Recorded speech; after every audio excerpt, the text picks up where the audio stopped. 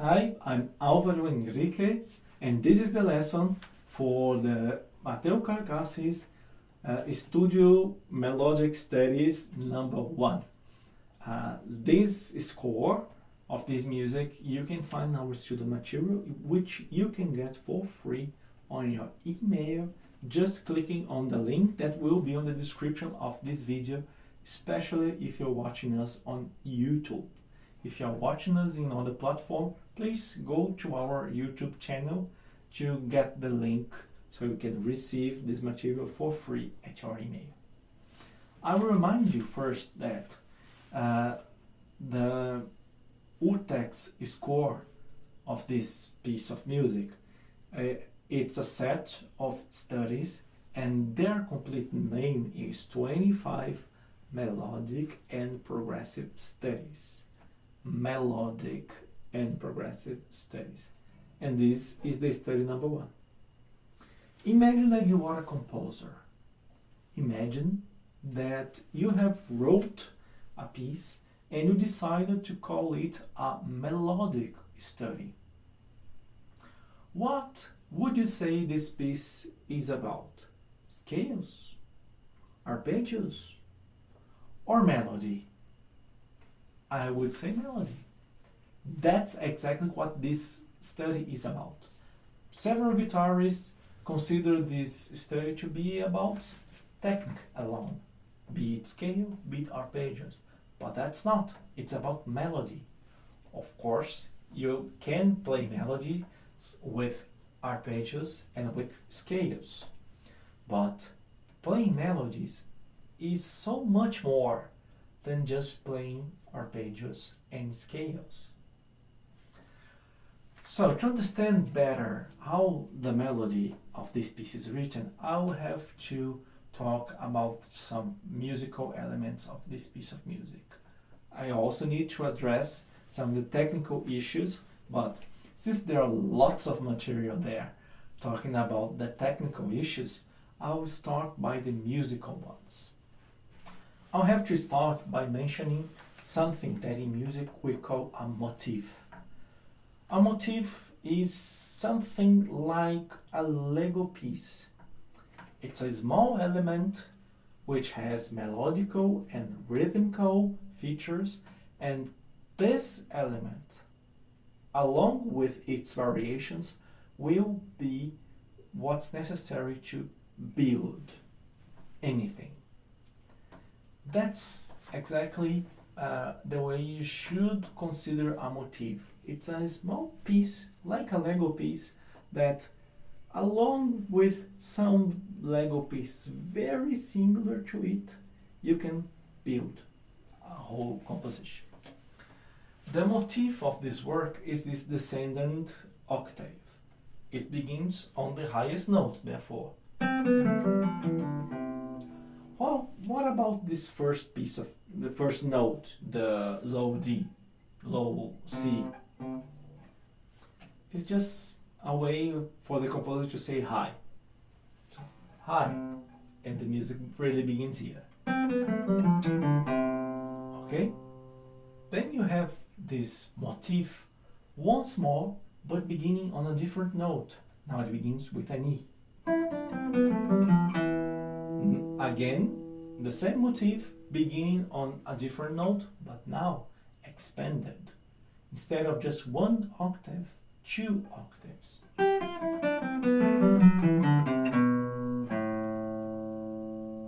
Just to be rhythmical more correct, he added an extra note. But so he could begin on the strong beat as the motif does. But this is a way to expand the motif nonetheless. Then we have an exactly copy. Not an exactly copy, but they're not the same notes, but they have the same structure. So again, the same motif, 1 octave, 1 octave again, beginning with a different note, and then 2 octaves. But pay attention how these 2 octaves happen.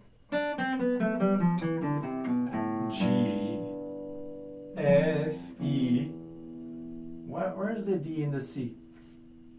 There is not on the guitar. But can you understand that if the guitar had a D and a C, he would still be going down, but there's not. So he octaves one of the notes, so he could, at least in not note names, keep going down. So okay, but don't break it. Play it, although in the score there's a break because you have to change octaves, but keep playing as this one same thing, one same motive, which it is. Okay? Then here, when he's back to the tonic, he makes the very first transformation, the very first variation of the motif. Instead of one octave going down, now it's an octave going up. Then the first motif again. Then he repeats the same formula, beginning on different notes. Now we have, for the very first time, very different material. It's, I would call, an ornamentation of the same note. He reads an E, and he goes to a note very close to an E, and back to the E. Or the note close to the E, and back to the E. And he keeps on doing that. Then we have a different material, which is a scale of fourth going down. D, C, B, A. Now you have known all Lego pieces that there are in this music. They have variations, but those are the very three Lego pieces on this work. First one, motif A, is the octave going down. Motif B, the ornamentation on the same note. And motif C, which is a byproduct of motif A, it's a fourth going down. Okay? That's all that piece is about. Let's check. Then after you reach that A, once more you have motif A inverted going up.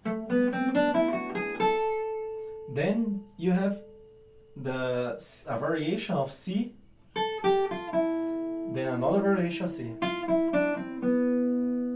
Okay? Many guitarists, especially because when they are playing that piece, they are not used to playing melodic scales. When they reach that part and they see they have played a melodic scale, they think it's a big thing. It's not. Pay more attention to the structure. You can, of course, highlight this difference with some colors. It will be a great option. For example, when you go up on the sharps, the F and the G sharp, you can play more metallic. And when you go to the naturals, you go to a more dolce sound. It's an option to mark that, but the structure is really more important than the scales used. The listener won't be paying that much attention on which scales are being used, in fact. I will address that later when I'll talk about harmony, okay? So let's keep on going. Okay, now we have the A motif once more. Inverted, of course. The B motif. Then the C motif. The inverted C, instead of going down, it goes up. Then the C. Then another variation of C. It's inverted, it goes up, only only 4 notes, but instead of a scale, an arpeggio. But rhythmically, it's the same pattern. It's a variation of C. Then the C. Inverted C. C. Inverted C with the arpeggio variation. C. The arpeggio variation of C. B.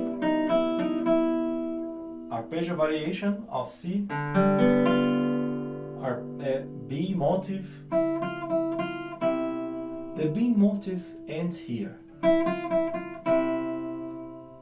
Like all other times, every time the C motive or the A motive appears, it starts on the weak beat, not on the strong beat. It starts on the upbeat. So the motive is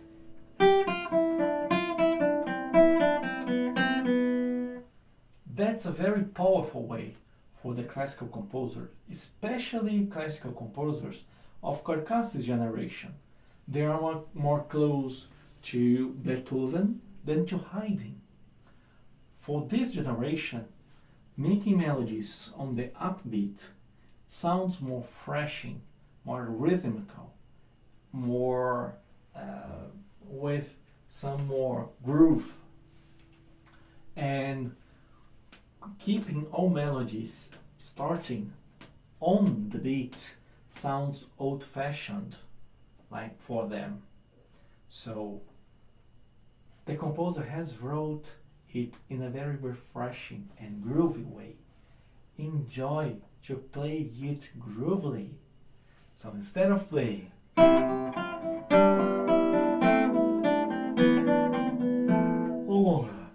like many do, play with the groove.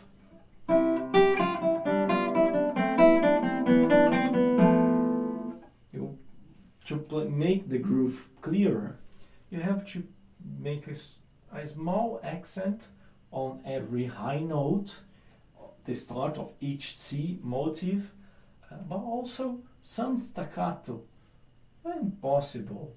You don't need to worry about that much about the staccato. Between the first note to the second note of each beat also helps create that groove.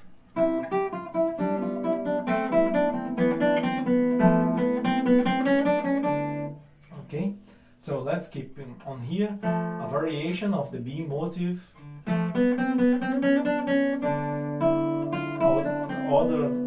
variation of the B followed by C motive, the A motive inverted, the C motive arpeggio variation, C motive, then there will be a sequence of arpeggios, which of course you have understand so far that it comes from this C arpeggio variation. But the melody here are not the arpeggios themselves. The melody changes for the long notes on the bass. So remember, it's a melodic study, so it's important for you to mark more than anything the bass.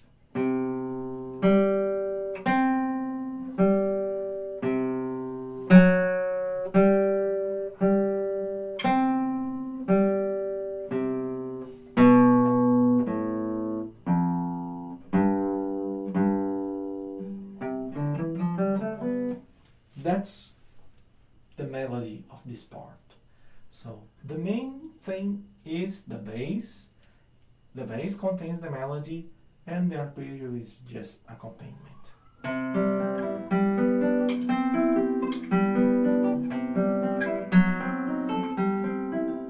Although the arpeggios are just accompaniment, a very common mistake is to forget the last note of each arpeggio.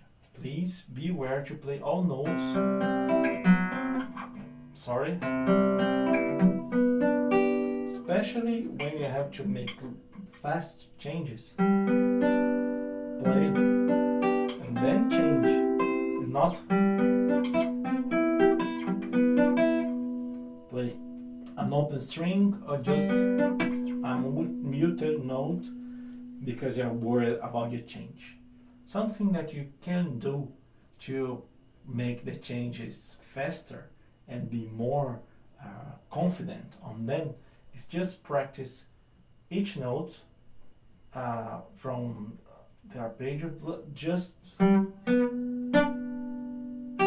play and then relax. Play, relax, play, relax, play, relax, play, relax.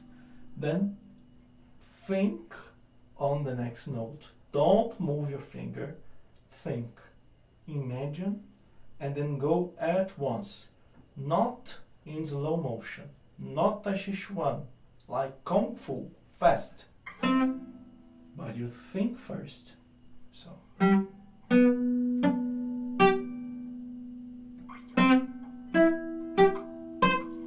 Okay? If you do that exercise a little bit for a while, you see that you can make those changes confidently. But it won't give the correct result if instead of stop, think, and go fast, if you don't think and go in slow motion. Then you'll be practicing how to make the change in slow motion. And you have to learn how to play the change as fast as possible. So think and move fast. Okay?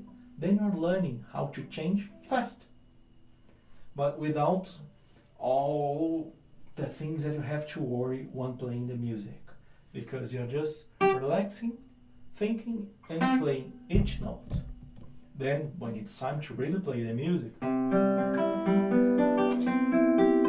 it's there how to play the changes fast.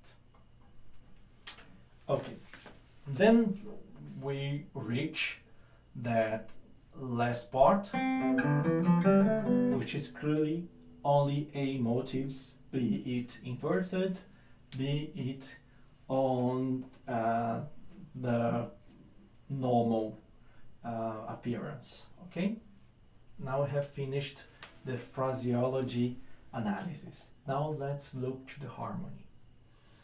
Another musical element that a lot of people forget to pay attention on this piece of music. This is a tonal music. Like all pieces on the tonal system, the melody is always a slave of the harmony. Yes, I do mean, it's a strong word I have used. Yes, it's on purpose. The melody is a slave of the harmony, okay? Not of the scale. We are going to see that later. But as a servant, a slave of the harmony. The piece begins clearly on the tonic, C major,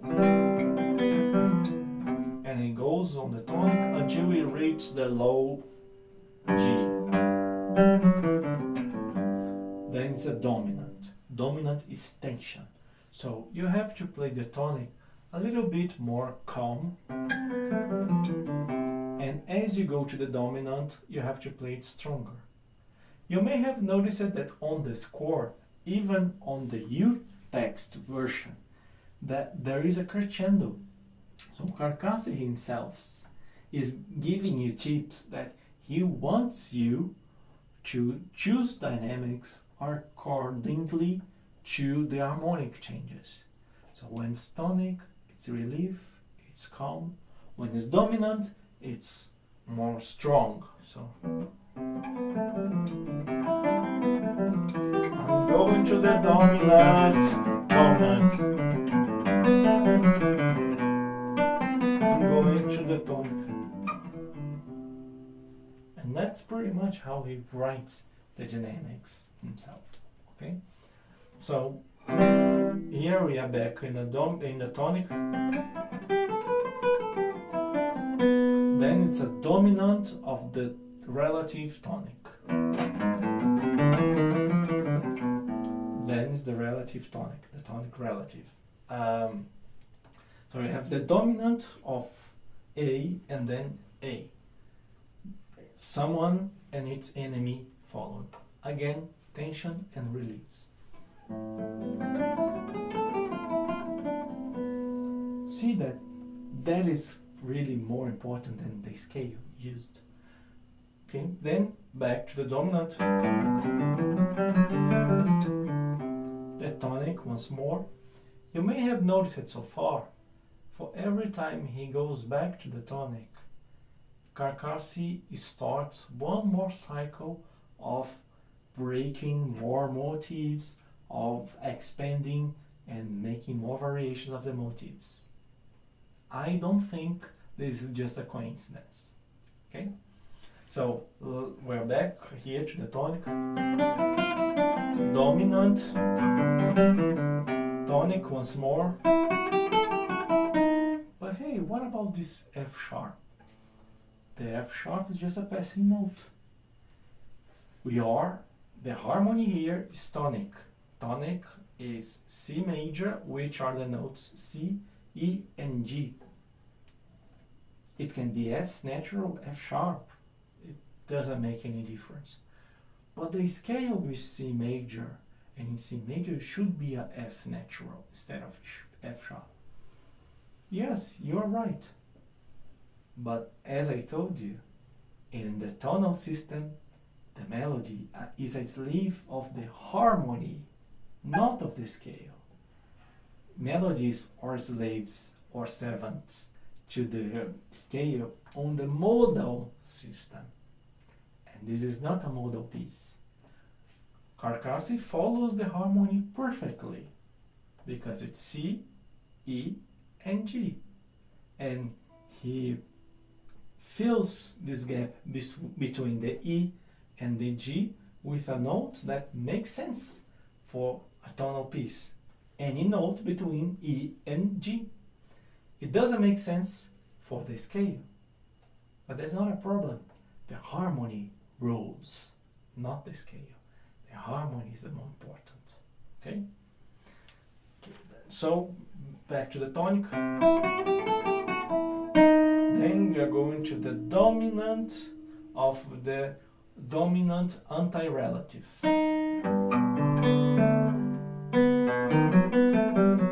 Then dominant anti-relative. Dominant, tonic, dominant, tonic relative, dominant of the tonic relative, dominant,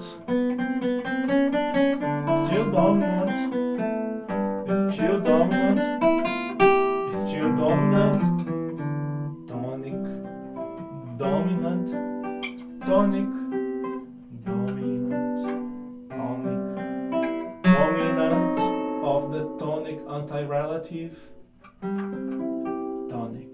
So then dominant, tonic, dominant, tonic, dominant of the tonic anti-relative, tonic relative, subdominant relative, dominant, tonic, and then tonic until the end.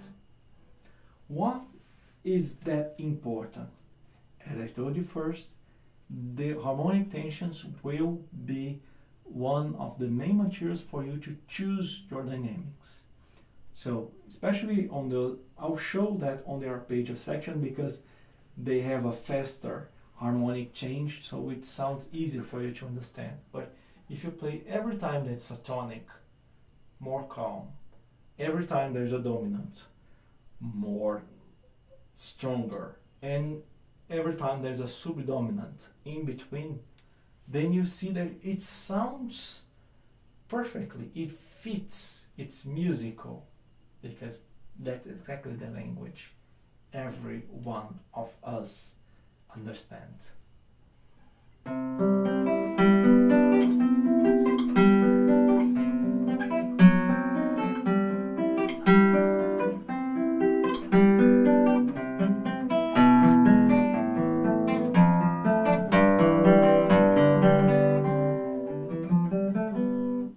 Okay?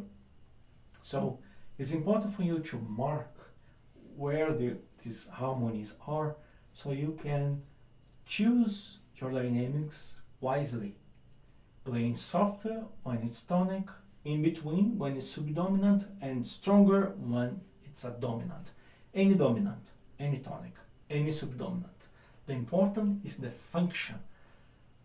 Being a tonic relative or a tonic anti-relative or being a tonic is not that relevant, at least for a guitar that doesn't have such a huge dynamic range. For an orchestra, yeah, I would pay more attention to that. But for a guitar, pay more attention to the function itself. If every time it's a whichever tonic, softer, whichever subdominant, in between, whichever dominant, strong. Now we have to talk about technique finally. Probably the main challenge of this piece, especially since an informal competition who plays faster started, is to achieve the desired speed. And to achieve the desired speed, we have to do something in our left hand and something in our right hand to achieve a faster tempo. First, I will start with the left hand. Practice with me. You can choose any soft surface like our own arm, but a pillow also works. First, try to move your fingers as fast as possible, just touching very lightly the surface. You see that you reach some speed here, that's quite good. Now try the same thing, but now you have to really pull down, go really dig your fingers into that surface, dip your fingers into that surface. So it's more difficult to achieve the same speed, doesn't it? Isn't it? So if you play your left hand more relaxed, you can remember to play faster. You can achieve the speed that you already can, but you're not being able to reach by pressing too much your hand. So it's important to calibrate your hands to use the least amount possible of strength. To calibrate your hand, we have to make a 3-part exercise. In the first part, you are going to play the piece, but you're just touching lightly the string.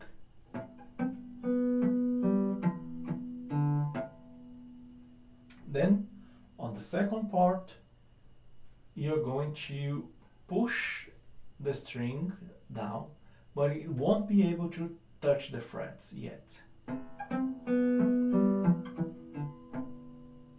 On the third time, you are going to press the strings. They will touch the frets, but the strings will touch the frets so lightly that it will sound buzzing, all the notes. Not the open strings, of course, but the others will be buzzing. So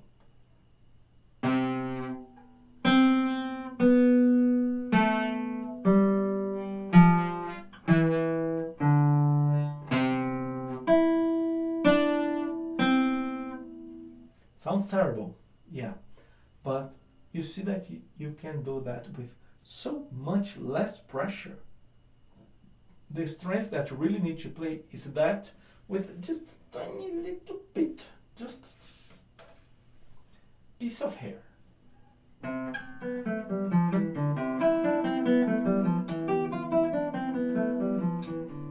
Once you reach that amount of pressure, you will notice that it will be easy to play faster.